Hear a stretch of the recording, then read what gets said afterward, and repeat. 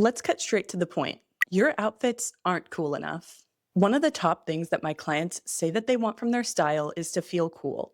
As a stylist, I've had to think a lot about what this really means. When someone says that they want to feel cool, what are they really looking for? Cool isn't really an aesthetic. It isn't just one thing. Cool is simply finding a way to be different while still being yourself. So here are 7 low-effort secrets that you can use anytime that you need to add that cool factor to your outfits without overhauling your entire wardrobe. Before we get into secret number 1, I want to say a quick thank you to Fabrique for sponsoring today's video. If you haven't heard of them before, Fabrique is a collective designer brand that curates elevated essentials and timeless statement pieces from over 350 designers from around the world. What I love about Fabrique is that every piece is designed with unique, thoughtful, and sometimes unexpected details that make all the difference. And my favorite thing about shopping from Fabrique is that they actually tell you the story behind each piece. On the product page, you'll see the designer's name, their background, and their inspiration, including all of the intentional design decisions that went into designing your piece. It's genuinely fun to get to know each designer and understand the craftsmanship behind their designs. On a practical note, I also really appreciate their size charts, which not only give you the model measurements, but the actual garment measurements themselves. This is so key because you can rest assured that you're getting the right fit. And their collections are wearable across so many different style personas. Whether you lean classic, creative, minimal, or even edgy, there's something unique for you to discover. I'll be pulling in some of my favorite pieces from Fabrique to show how you can implement these 7 style secrets within your own wardrobe. You can shop all my favorite pieces through my LTK shop or directly through the links below. And don't forget to use my discount code too. All the details can be found in the description box below. Secret number 1, over-index on one thing. Cool outfits exaggerate something. You don't have to exaggerate everything, just pick one thing. It could be a super high neckline, an oversized element, a bold color story, or even just one eye-catching accessory. This isn't necessarily about being quirky or surprising. Over-indexing is about clarity of intention.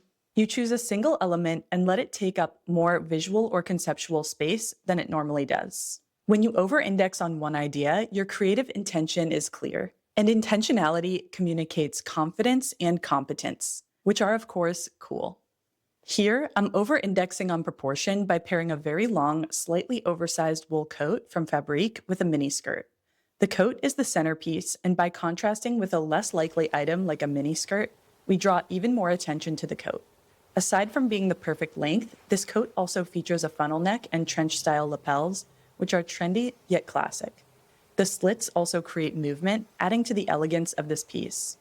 Over the holiday break, I wore this coat a lot, and at least 3 people commented on it and asked me where it's from. Another one of my favorite ways to do this is with double denim. I think this is why it always feels cool. Denim on denim almost feels like too much, but it's so relaxed and casual that it just works. This denim jacket and matching barrel leg pant from Fabrique take it even one step further with this deep reddish-brown color that's super unique but still classic.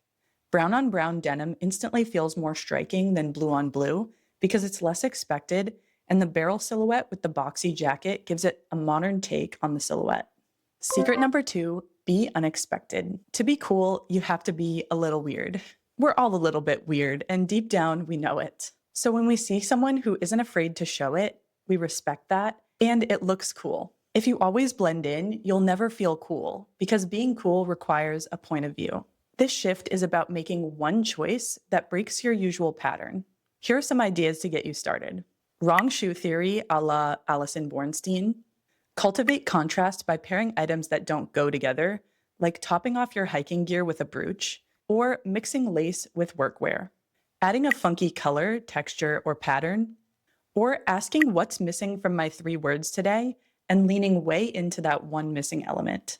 Here, I'm mixing the feminine structure of the checkered skirt with a sculptural, slightly boxy bud hem jacket. On paper, these pieces live in different worlds. One is romantic, the other is sporty and architectural. What makes the bud hem jacket unexpected is its silhouette. The gathered hem creates this subtle bubble effect that completely shifts the proportions of whatever you pair it with. It gives softness and edge at the same time.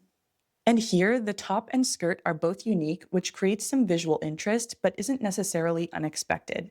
It's still a relatively simple and feminine silhouette, but adding a white heel with a gray sock gives it that touch of something different. It gives the look a bit of edge and keeps it from feeling too precious. That tension is what makes an outfit feel cool. Secret number 3, add icky textures. This is one of my favorite styling tricks, and the credit for articulating it goes to Amy Smilovic from Tibby. We all know texture is great, right? But what if our textures still aren't doing enough? There's this texture safe zone: cotton, wool, denim, sometimes even leather. Those textures can create dimension, but they don't necessarily create a cool factor. Textures can add dimension to any palette, but icky textures add edge. Icky textures are the ones that feel a bit off, visually tactile, or maybe even sticky. The fabrics that you can almost just feel by looking at them. Patent, flocked fabrics, mirrored finishes, mohair, and beading or embellishment are great examples. These can be small, low-risk items and add instant interest to an otherwise straightforward outfit. A red glossy boot, a beaded bag, or an embellished jean are great examples. It's an instant upgrade, and you don't even have to think about changing the proportions of your favorite look. Just swap something one for one with a more interesting texture, and you're done. This is a textbook example of how icky textures create instant cool factor. The red patent boots are doing the heavy lifting. They're glossy, loud, and even a bit aggressive, but that's exactly why they work. Everything else stays relatively simple, so the boots can be the focal point. When you have one strong element, practicing restraint in the rest of the look makes it feel that much more intentional. Here, I feel like the boots don't necessarily steal the show, but instead they kind of amplify the effect of the coat. Secret number 4, let go of fear. For years, I subconsciously built my wardrobe around my insecurities. Everything was black, simple, safe, neutral, and classic. Ironically, none of it was really that flattering. It was just flat. Fear produces boring outfits, and boring outfits aren't cool. Challenge yourself to wear something that you aspire to wear, even if you don't think that you have the confidence yet. Ask yourself, what would I wear if I wasn't afraid of getting it wrong? My recent version of this is a white miniskirt, something I would have avoided entirely 10 years ago, in my 20s no less. Now I feel like a whole new world of styling opportunities has opened up to me. Let go of your sartorial fears and your styling world will open up too. And this look is intentionally not about being flattering. It's about proportion, layering, and visual interest.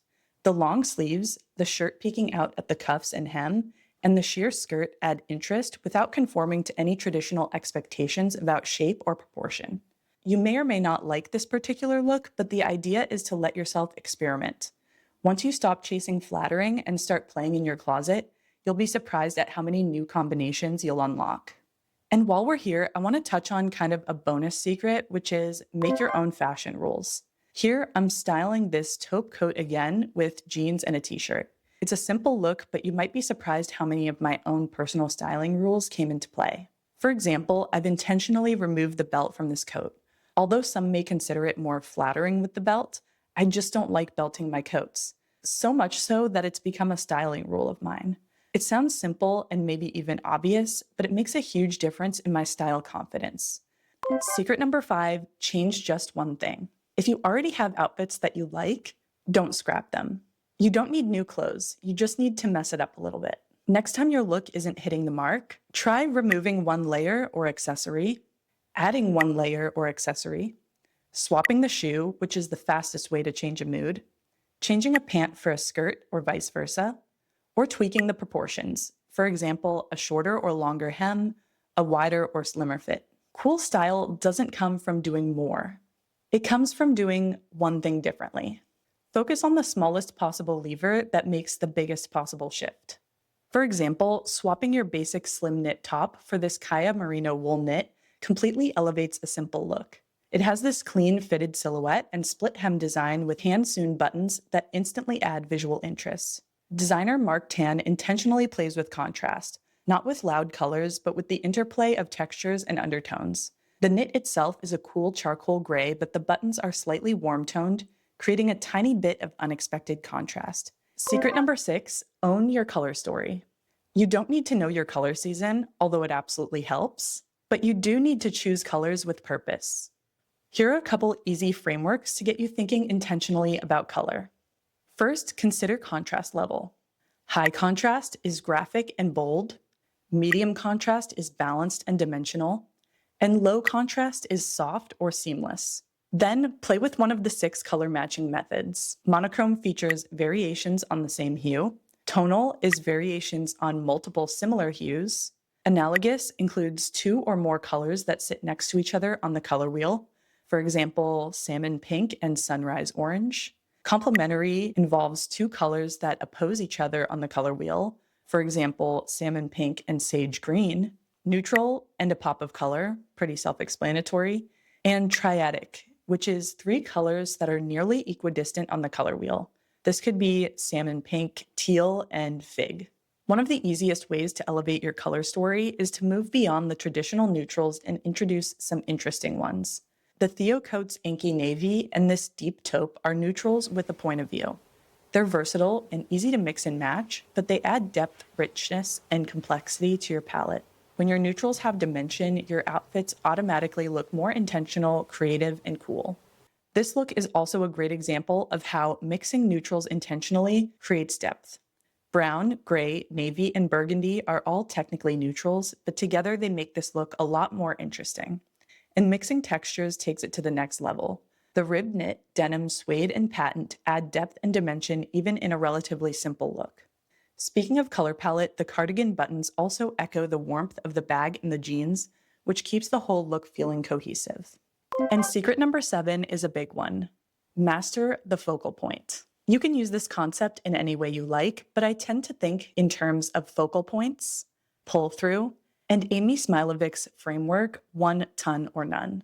Any color that stands out will automatically create a focal point. The key is to make sure that those focal points are intentional. A white shoe in an all-black outfit becomes the focal point.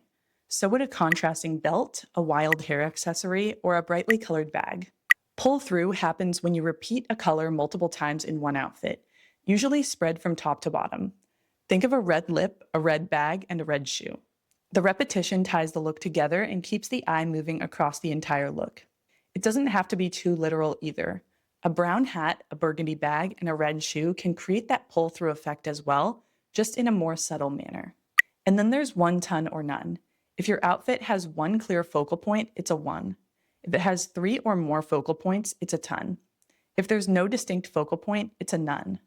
Notice that 2 focal points is not an option here. That's because when you have exactly 2 focal points, the eye bounces back and forth and doesn't know where to land. So those are your 7 low-effort shifts for instant cool factor. Over-index on one thing, be unexpected, add icky textures, let go of fear, change just one thing, own your color story, and master the focal point. You definitely don't have to apply all 7. In fact, that would probably be too much. But even picking 1 or 2 to experiment with this week could make a massive difference. And again, thank you to Fabrique for sponsoring this video and for supporting independent designers. You can shop all of my favorites in my LTK or directly through the links below. And don't forget to use my discount codes as well. All the details are in the description below.